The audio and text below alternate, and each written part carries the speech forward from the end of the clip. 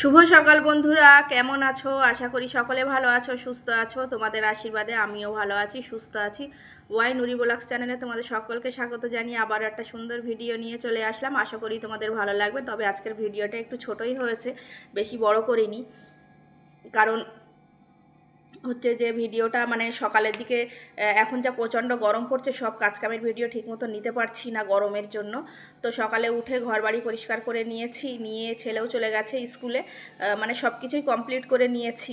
আর বাইরে পাখিটাকেও বার করে দিয়েছে। আর দরজাটা খোলার পরেই দেখলাম যে বাইরে বাবা প্রচণ্ড রৌদ্রের তাপ, আর এত গরম পড়ছে এই কদিন, মানে কি বলবো। তো এই যে এই পাশের ঘরে দেখো আমার মেয়ে শুয়ে শুয়ে কী করছে, ওখানে চিপস কিনে দিয়েছে ওর পাপা, বালিশ মুড়ি দিয়ে শুয়ে শুয়ে চিপস খাচ্ছে। আর আমি ঘরদোর সব গোছানো হয়ে গেছে, সব কিছুই হয়ে গেছে, রান্নার জায়গা টায়গা সব গুছিয়ে নিয়েছি, একদম সব পরিষ্কার করে নিয়েছি। আর যেহেতু সকাল সকাল ওই ছেলেটা স্কুলে যাবে বলে উঠতে হচ্ছে, ওই জন্য সকালে উঠে সব করে নিচ্ছি। আর এই প্লাস্টিকটা দেখতে পাচ্ছ, এটা হচ্ছে আবার ওই যে কোয়েল পাখি আছে, ওরা পটি করে, এটাকেও ধুয়ে এখানে মেলে দিয়েছি।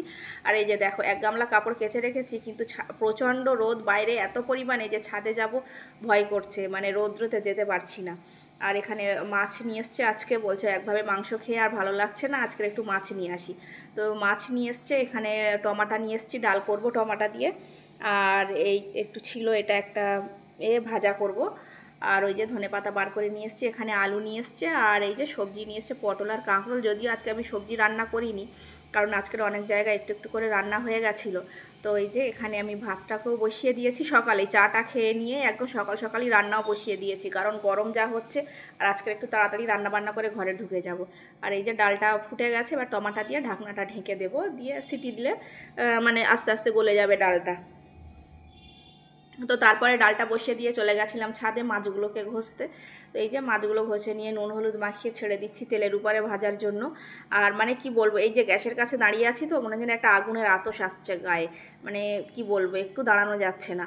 তো তারপর ডালটা হয়ে গেছে, এটাকে ফোড়ন দিয়ে নিলাম, একটু শুকনো লঙ্কা দিয়ে রসুন দিয়ে একটু হালকা অল্প করে পাঁচ ফোড়ন দিয়ে বেশ একটু ঘন করে করে নিয়েছি ডালটা। আজকে ডাল করেছি, টিকিয়া করেছি, আর ভাজাটা করেছিলাম। আর একটু অল্প করে মাংস রান্না করেছিলাম, কারণ আবার ছেলেটা মেয়েটা আবার ওদের মাংস না হলে হয় না, ওদের জন্য অল্প করে করেছিলাম আর আমাদের জন্য আর করেছিলাম। আর রাত্রে এই পটল এই মাছের ঝোলটা খাওয়া হবে ওই জন্য। তাই যে এখানে মাছের ঝোল হয়ে গেছে, আর একদম গরম ছিল, ঢাকনাটা তুলতে একদম ভাপ বার হয়ে গেল। আর এই যে এখানে মাংসটাকেও কষানো হচ্ছে, ডাল তো হয়ে গেছে, আগে ভাত বসিয়ে দিয়েছি। আর এই যে দেখো আমি টিকি আর মাংসটা রেডি করছি, ওতে পেঁয়াজ আর লঙ্কা দিয়ে দিয়েছি, তারপরে মানে মেশিনে বেটে নেওয়ার পরে এবার ধনেপাতা আরও যে নুন হলুদ মরিচ একটু গরম মশলার গুঁড়ো আদা রসুন বাটা সব কিছুই দিয়ে একটু ভালো করে মানে মাখিয়ে নিচ্ছি।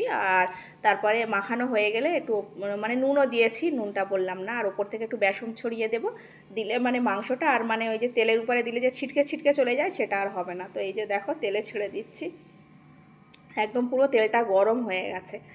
আর আমি আগে থেকে এগুলো মানে পিস করে রেখেছিলাম যাতে তাড়াতাড়ি দিয়ে দিতে পারি।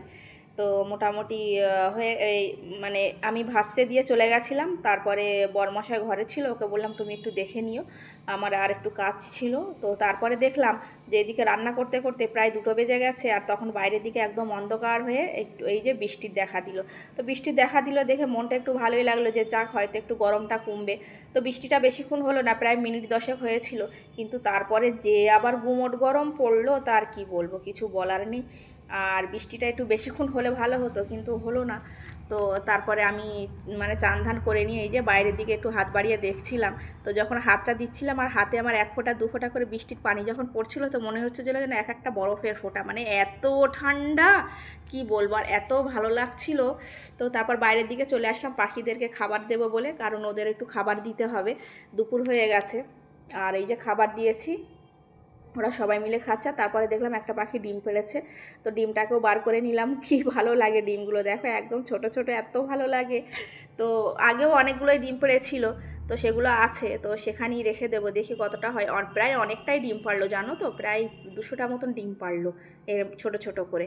তো আজকের ভিডিওটা এই পর্যন্তই, দেখা হচ্ছে আবার পরের নেক্সট ভিডিওতে, কেমন হলো জানিও।